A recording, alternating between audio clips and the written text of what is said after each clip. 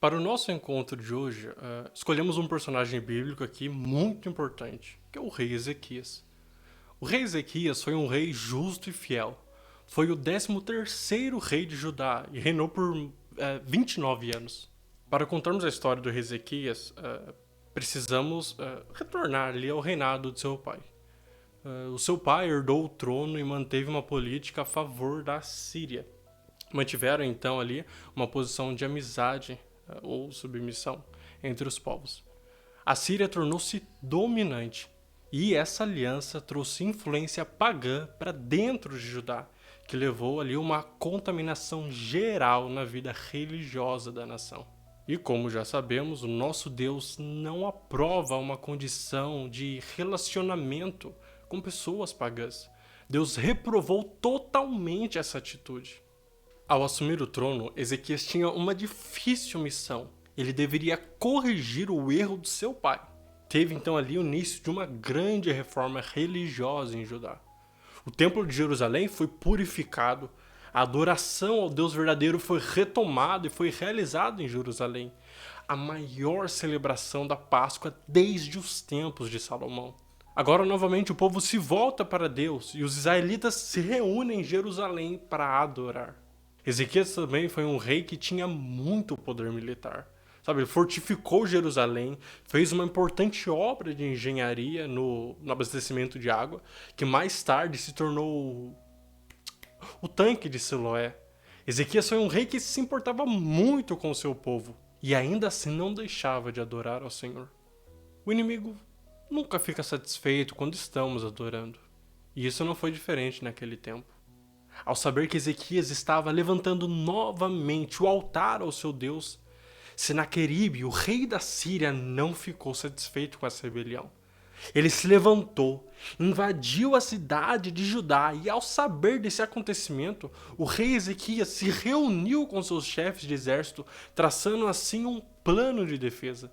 Parou então as fontes de águas do lado de fora da cidade, e assim, quando os soldados de Senaqueribe chegassem, encontrariam pouca água. Sabe, no meio de uma grande crise, o Senhor concedeu uma estratégia para o seu povo.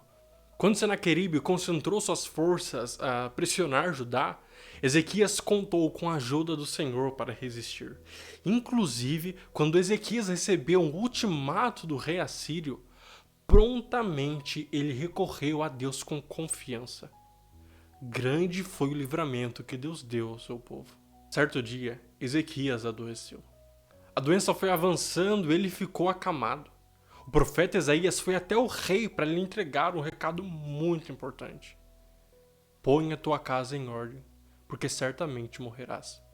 Este era o recado de Deus para o rei, e diante dessa sentença, Ezequias não se entregou à morte. Ele virou o rosto para a parede e orou com muita fé. Sabe, ele lembrou a Deus dos tempos em que ele serviu ao Senhor. E antes de Isaías sair do pátio, Deus deu uma ordem ao profeta. O profeta retornou ao rei e entregou o recado do Senhor. Sabe, Deus estava acrescentando 15 anos na vida de Ezequias. Deus ama a verdade e a sinceridade. O coração limpo de Ezequias fez ele receber a vida no lugar da morte. Sabe, o rei louva a Deus pela cura e pela oportunidade de viver mais um pouco. Ezequias demonstra sua fé ao confiar na promessa divina. Sabe, mesmo diante da ameaça de morte, o rei Ezequias nos deixou uma bela lição de perseverança. Ele aprendeu a adorar no meio da guerra declarada. Sabe, durante sua vida ele teve um testemunho fiel ao Senhor. E no momento certo ele pôde ver que valeu a pena. Seu testemunho deu graça diante do Senhor. Tanto que a morte se transformou em 15 anos de vida. As guerras fazem parte da vida.